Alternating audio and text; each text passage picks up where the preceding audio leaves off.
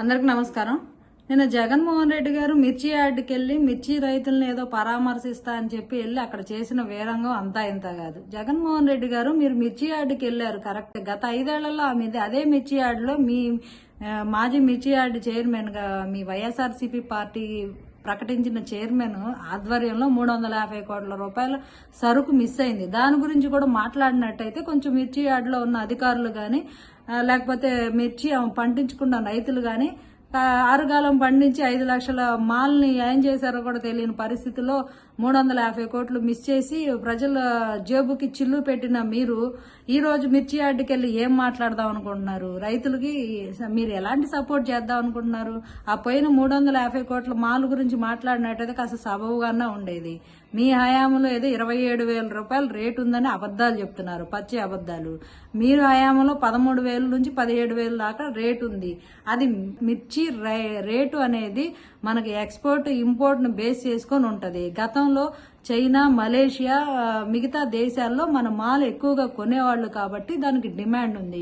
ఇప్పుడు ఆయా దేశాల్లో వాళ్ళు పండించుకుంటున్నారు, స్వతహాగా పంటని వాళ్ళు పండించుకుంటున్నారు కాబట్టి మన దగ్గర నుంచి ఎక్స్పోర్ట్ లేదు కాబట్టి గత సంవత్సరం నుంచి మాల్ అంతా అలాగే కోల్డ్ స్టోరేజ్ లో మూలుగుతా ఉంది. గత సంవత్సరం పంట అలాగే ఉంది, ఇప్పుడు కొత్త పంట కూడా వచ్చింది.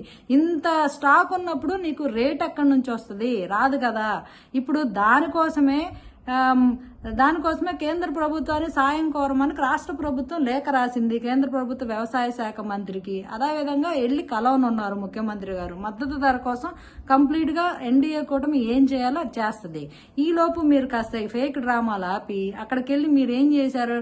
14 టిక్కీలు దొబ్బుకుపోయారు మీ వాళ్ళు వచ్చి. అంటే మీ చేతివాటం ఎక్కడున్నా కనీసం రైతులకు సహాయం చేయడం పక్కన పెట్టేసి వాళ్ళు పండించుకున్న పంటని, ఆ తూకానికి పెట్టుకున్న పంటని, అన్లోడ్ చేసుకుని తూకాన్ని పెట్టుకున్న పంటని మీ వాళ్ళందరూ తలా ఒకటి కారులో వేసుకొని పోయారు. మీరు వచ్చినప్పుడు 2 గంటలు 10:40 నుంచి 11 దాకా యార్డ్లో కూర్చొని మీరు రావడం వల్ల మిర్చికి తరలించే మిర్చి అంతా రోడ్ల మీద ఆగిపోయి రైతులు ఎండలో అవస్థలు పడి సొమ్మసిల్లిపోయే పరిస్థితి. అంత చిన్న ప్రదేశంలో వెళ్ళి మీరు 8 కార్లు మీడియా అది ఇది మీ పెయిడ్ మూక ఒక 200 మందిని మీరు ఒక్కొక్కరికి ఇంతెంత అని తీసుకొచ్చి మీరు వచ్చినప్పుడల్లా ఒక మూకను వేసుకొని వచ్చి అక్కడ రైతులను గందరగోళం చేశారు. అన్లోడ్ అయ్యే వస్తువులన్నీ చిందావందరూ చేసేశారు. తూకాలు ఆగిపోయినాయి. రైతులు ఎక్కడికక్కడ స్తంభించిపోయారు. ట్రాఫిక్ ఎక్కడికక్కడ స్తంభించిపోయింది. మీరు వచ్చేటప్పుడు ఆ చిలకలూరుపేట దగ్గర సర్కిల్ దగ్గర నుంచి అక్కడ వరకు యార్డు దాకా మిమ్మల్ని ర్యాలీ కోసం కొన్ని వందల వెహికల్స్ ఆపేశారు. రోడ్ అంతా ట్రాఫిక్ దిగ్బంధం. ఎన్నికలు కూడా అమల్లో ఉన్నప్పుడు ఈ రకమైన ఇబ్బంది పెట్టే పని మీరు ఎందుకు చేస్తున్నారు? మీరు రావడం వల్ల ఎవరికి ఉపయోగం? రైతులు ఏమన్నా అడిగారా మిమ్మల్ని వచ్చి? మీకేమన్నా ఒక వినతి పత్రం ఇచ్చారా మా గురించి మాట్లాడని? అసలు రైతులు మాట్లాడే అవసరమే లేదు కదా. ధాన్యం కొంటున్నారు, రైతు మద్దతు ధర కోసం ఏం చేయాలో అది చేస్తుంది గవర్నమెంట్. ఏం చేయకుండా ఖాళీ కూర్చుంటే మీరు వచ్చి మాట్లాడినా అదొక అర్థం. మీరు చేసిన మీ ఆర్బీకే సెంటర్స్ గురించి చాలా గొప్పగా మాట్లాడుతున్నారు. మీరు చేసిన చండాలం ఆర్బీకే సెంటర్స్ లో ఎరువులు, ఇత్తనాలు అన్ని రైతుకు కావాల్సిన సరుకులన్నీ ఎక్కడ బయట దొరకకుండా 1 మ్యాన్ షో లాగా ఒక్కడే బొక్కి తినేలాగా ఒకే చోట దొరికేలాగా అలాంటి పరిస్థితి క్రియేట్ చేసి ప్రైవేటు వ్యక్తులను ఎవరిని బ్రతకనివ్వలేదు.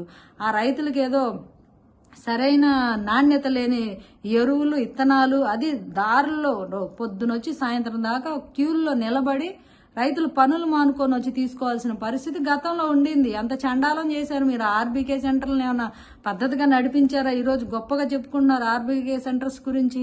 మీరు ఏ నాణ్యత పాటించారు? ఏ నాణ్యత పాటిస్తే రైతులు ఎందుకు అంత నష్టపోతారు? గత 5 ఏళ్లలో క్రాప్ హాలిడేలు ఎందుకు ప్రకటిస్తారు? మేము పంటలు పండించలేము, మాకు గిట్టుబాటు ధర లేదు, మా ధాన్యం తీసుకొని మాకు డబ్బులు ఇవ్వట్లేదు మిల్లర్స్ అని చెప్పి రైతులు ఎందుకు క్రాప్ హాలిడే ప్రకటించారు? మీ హయాంలో కనీసం పంటలు ప్రకృతి విపత్తులతో విధ్వంసం అయిపోతే ప్రకృతి నష్టం వాటితో కనీసం పంటకు పరిహారం అన్నా ఎప్పుడైనా ఇచ్చావా? 35,000 రూపాయల చొప్పున ఎకరానికన్నా ఇవ్వండి. ఎన్నిసార్లు తుఫాన్లు వచ్చినాయి? నీ పాదం ఏం పాదమో కానీ నువ్వు వచ్చినప్పుడల్లా తుఫాన్లు, రైతు పండించుకున్న పంట అంతా నేలపాలు. సరే ఉన్నదేదో ఉంటే అది గిట్టుబాటు ఉండదు. మీ ఊళ్ళో దోపిడీ తీసుకెళ్లి లోపల పెట్టుకుంటారు. వాళ్ళకి డబ్బులు ఇవ్వకుండా రైతులను అష్ట కష్టాలు పెట్టి ఏడిపించి ఈ రోజు రైతుల కింద ఉద్ధరించినట్టు వచ్చి నువ్వు ఏం ముసలి కన్నీళ్లు గారుద్దామని వచ్చావు?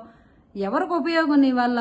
వచ్చావు ఆ మిర్చి యార్డ్లో ఏమన్నా పద్ధతి చేసావంటే మీ వాళ్ళంతా మీ అనుచరులంతా మిర్చి అంతా దొబ్బుకుపోయారు.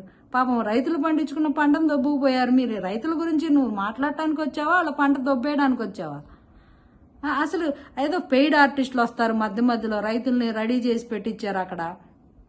అదేదో ఎంత వస్తుంది, ఎంత పండుతుంది, ఏం వస్తుంది, మీరేందో ఉద్ధరించి చచ్చినట్టు. మీ గత 5 ఏళ్లలో మీ గవర్నమెంట్లో రైతులు ఎంత అవస్థపడ్డారో వాళ్ళకి తెలిసే కదా మీకు ఓట్లు వేయలేదు. మీకు ఓట్లు వేసారా రైతులు? ఎందుకు వేయలేదు ఓట్లు? మీకు టార్చర్ పడలేక వేయలా. మళ్ళీ అదే టార్చర్ కిరాయి మూగను వేసుకొచ్చి యార్డుల్లోనూ లేకపోతే జైళ్ళ దగ్గర నీ హడావుడి సస్తున్నారు జనాలు, ఇబ్బందులకు గురయ్యి. నువ్వెందుకయ్యా రోడ్డు మీదకి వచ్చి సర్వనాశనం చేస్తావు రాష్ట్రాన్ని? శుభ్రంగా ఇంట్లో కూర్చో, లేదా ఏదో ప్రెస్ మీట్ పెట్టుకుంటున్నావు కూర్చొని గంటలు సోదంతా. అలాగే మాట్లాడుకో. ఎవరికి ఉపయోగం? నువ్వు బయటకు వచ్చి ఇప్పుడు నీ పరామర్శలు ఎవరికి కావాలి? అదో క్రిమినల్స్ని సపోర్ట్ చేస్తావు, కిడ్నాపర్స్ని సపోర్ట్ చేస్తావు, ఈవీఎంలు పగలగొట్టినోడిని సపోర్ట్ చేస్తావు, లేకపోతే మటర్లు చేసిన వాడిని సపోర్ట్ చేస్తావు, మానభంగాలు చేసిన వాడిని సపోర్ట్ చేస్తావు. అలాంటి వ్యక్తి నువ్వు వచ్చి నీ పరామర్శలు ఎవరు కావాలి? నీ అనుచరులు, నీ క్రిమినల్స్కి కావాలి పరామర్శ. ప్రజలకేం అవసరం లేదు.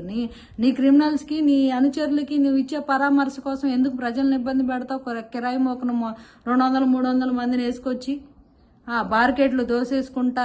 మొన్న తిరుపతిలో కూడా అంతే, హాస్పిటల్లో సెలైన్ బాడీస్ వైర్లు పీకేయడం, ఆ స్టాండ్లు పక్కన నోటేయడం, జై జగన్ అని దెబ్బలు తిన్న వాళ్ళ దగ్గర చుట్టూ చేరి మూక గాలి కూడా ఆడకుండా నానా అష్ట కష్టాలు పెట్టారు మొన్న.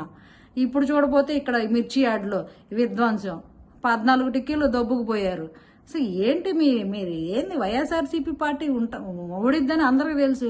ఎందుకు ఈ ఫేక్ డ్రామాలతో కాలం ఎల్లదీస్తావు? నీ పనికి మాలిన పరామర్శలు జనాలకు అవసరం లేదు, రైతులు కూడా అవసరం లేదు. మిమ్మల్ని మీరు పరామర్శించండి, మా గురించి మాట్లాడండి. ఏ రైతు వచ్చి మీతో మాట్లాడలా, మీకు ఒక వినత పత్రం కూడా మీ మొహాన కొట్టలా. మీరేమో ఎందుకు ఊరికే ఈ పనికి మాలిన డ్రామాలు ఎందుకు? ప్రజలను ఎందుకు ఇబ్బందులకు గురి చేస్తారు? ఎన్నికల కోడ్ను కూడా ఉల్లంఘించారు. అసలు మీరు న్యాయస్థానాలు లెక్క చేయరు, ఎన్నికల వ్యవస్థను లెక్క చేయరు. ఏంటి అసలు మీ పద్ధతి ఏంటి? మీరేంటి?